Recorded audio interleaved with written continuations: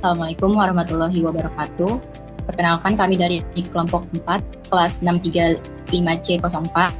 Kami akan mempresentasikan hasil tugas akhir mata kuliah Sistem Informasi Akuntansi dengan judul Sistem Informasi Pembelian Barang Secara Kredit pada Koperasi Karyawan PT Indofood CBP Sukses Makmur. Sebelumnya kami akan memperkenalkan diri masing-masing. Saya Agnes Mutiara Prameswari dengan NIM 63231081. Saya Fadil Rasita Vivi dengan NIM 63231069. Saya Aliani Farlina dengan NIM 63231080. Ruang lingkup. Yang pertama, fokus utama kajian hanya berfokus pada sistem pembelian barang secara kredit. Yang kedua, lokasi spesifik. Kajian tak terbatas pada koperasi karyawan PT Indofood CBP Sukses Makmur Tbk Purwakarta. Yang ketiga, aspek analisis. Penekanan pada aspek akuntansi dan penerapan sistem informasi akuntansi atau SIA meliputi prosedur, alur pencatatan, dan pengendalian internal terkait pembelian kredit. Yang keempat, sumber data. Data bersumber dari studi pustaka dan analisis dokumen atau skripsi acuan. Tidak mencakup observasi atau wawancara langsung. Yang kelima, batasan hasil. Hasil penelitian ini bersifat deskriptif dan terkait pada konteks skripsi acuan. Tidak mencakup perancangan atau pengembangan sistem baru. Struktur organisasi. Yang pertama ada ketua, yang kedua ada sekretaris, yang ketiga ada bendahara, yang keempat ada seksi pertokoan, yang kelima ada seksi simpan pinjam, yang keenam ada anggota. Selanjutnya yaitu proses bisnis sistem berjalan. Pertama, pengajuan kredit. Karyawan yang ingin melakukan pembelian secara kredit perlu datang langsung ke koperasi, lalu mengisi formulir belanja kredit yang telah disiapkan oleh petugas koperasi dan menyerahkan berkas yang diperlukan, seperti fotokopi KTP dan fotokopi kartu keluarga. 2. Transaksi. Setelah menyerahkan berkas yang sudah lengkap dan mengisi form pengajuan kredit, karyawan dapat berbelanja sembako maupun non-sembako di koperasi. Setelah memilih barang apa saja yang akan dibeli dan sudah melakukan transaksi dengan pihak koperasi, karyawan mendapat struk pembelian 2 rangkap, yaitu rangkap pertama berwarna putih untuk karyawan dan rangkap kedua berwarna pink untuk data di koperasi. Ketiga, pembayaran angsuran. Untuk pembayaran angsuran, karyawan memberikan struk rangkap berwarna putih ke petugas koperasi, lalu petugas koperasi memberikan struk rangkap berwarna pink ke bagian penggajian. Kemudian, bagian penggajian bisa langsung memotong gaji karyawan berdasarkan data di struk. Setelah bagian penggajian memotong gaji karyawan setiap bulan, karyawan akan mendapat slip pemotongan gaji setiap bulannya. Setelah angsuran lunas, bagian penggajian memberikan struk pembelian yang telah diverifikasi dan memberikannya kepada karyawan.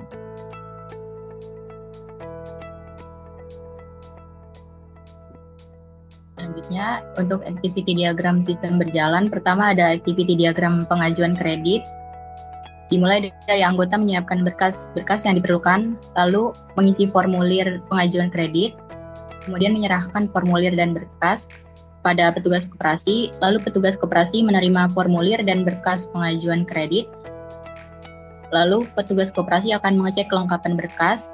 Jika berkas belum lengkap, anggota koperasi harus melengkapinya terlebih dahulu. Jika berkas sudah lengkap, petugas koperasi akan menyetujui pengajuan dan membuat laporan pengajuan. Yang kedua, activity diagram transaksi. Dimulai dari anggota memilih barang yang akan dibeli secara kredit, kemudian melakukan transaksi dengan petugas koperasi, lalu petugas koperasi akan menghitung total belanja, kemudian memberikan barang dan struk pembelian, lalu anggota akan menerima barang dan struk pembelian.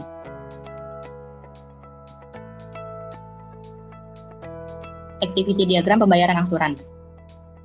Dimulai dari anggota memberitahukan jenis angsuran, sembako atau non-sembako, lalu petugas koperasi akan mengecek data pembelian kredit dan memberikan struk pembelian kredit kepada bagian penggajian.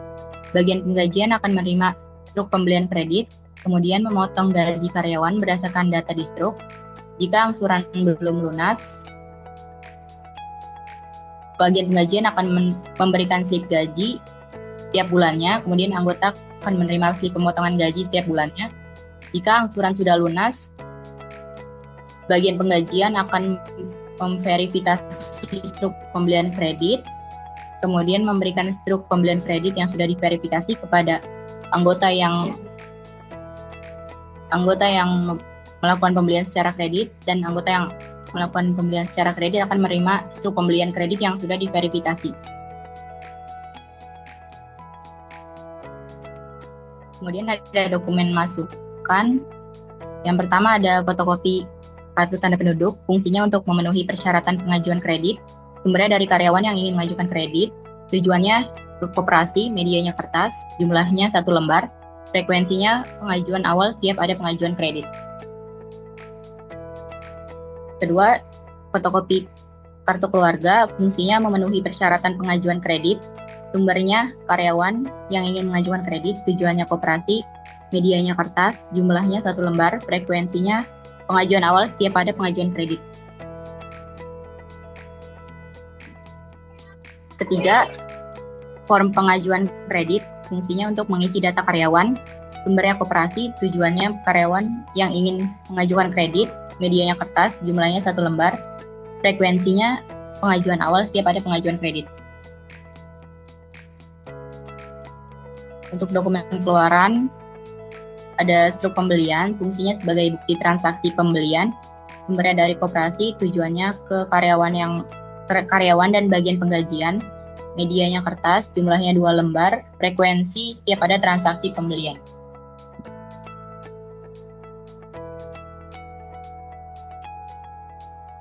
Selanjutnya, permasalahan pokok. Yang pertama, proses pengajuan kredit. Transaksi pembelian dan pembayaran angsuran masih dilakukan secara manual. Kedua, penyimpanan data kurang terstruktur sehingga rawan terjadinya kehilangan atau kesalahan pencatatan. Tiga, belum ada sistem yang mampu memantau status angsuran secara otomatis.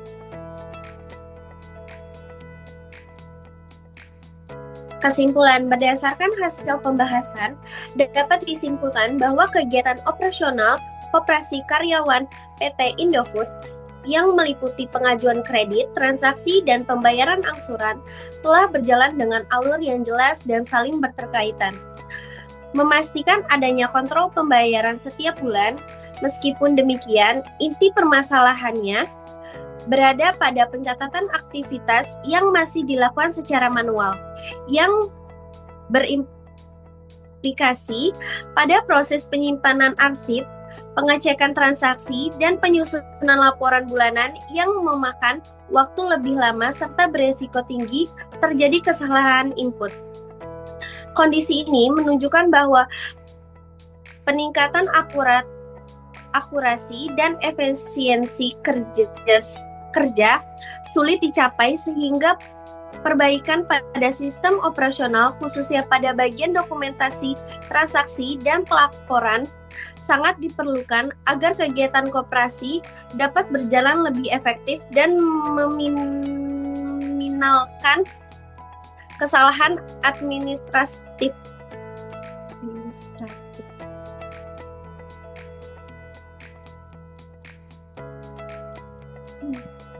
Saran, koperasi disarankan untuk mulai menggunakan media spreadsheet seperti Microsoft Excel atau Google Sheet agar pengelolaan data lebih rapi. Perhitungannya otomatis, mengurangi resiko kesalahan perhitungan. Penggunaan spreadsheet juga tetap sederhana sehingga dapat dijalankan tanpa harus membuat sistem baru atau mempelajari aplikasi yang rumit.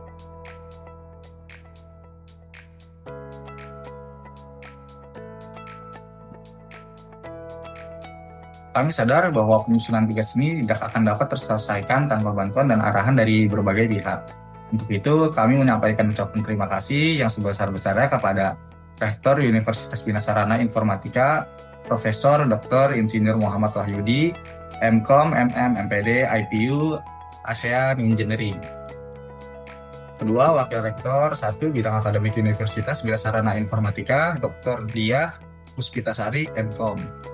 Ketiga, Pak Ketua Program Studi Sistem Informasi Akuntansi, Syamsul Bahri, MKOM, MM, MAK. Keempat, dosen mengampu mata kuliah Sistem Informasi Akuntansi, Dr. Heri Kuswara, MKOM.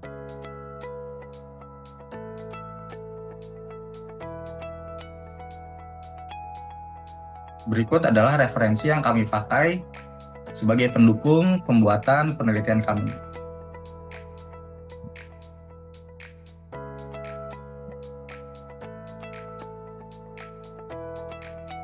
Sekian presentasi dari kami. Bila ada kesalahan kata, mohon dimaafkan. Wassalamualaikum warahmatullahi wabarakatuh.